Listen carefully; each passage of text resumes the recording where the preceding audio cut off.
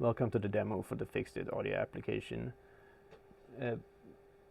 We are simulating an industrial motor by having a fan controlled by a power supply, and we are trying to detect variance in the sound from the fan.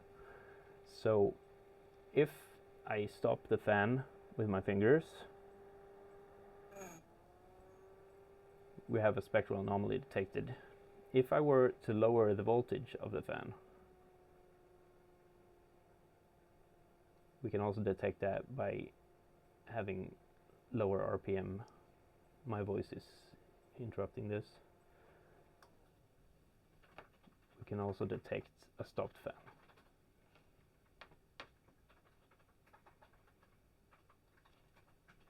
And restarting the fan will tell it that it restarted.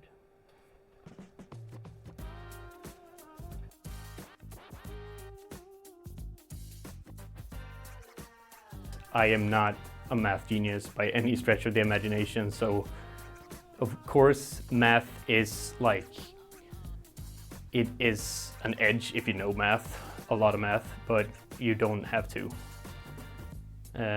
Specifically not after you get these tools. So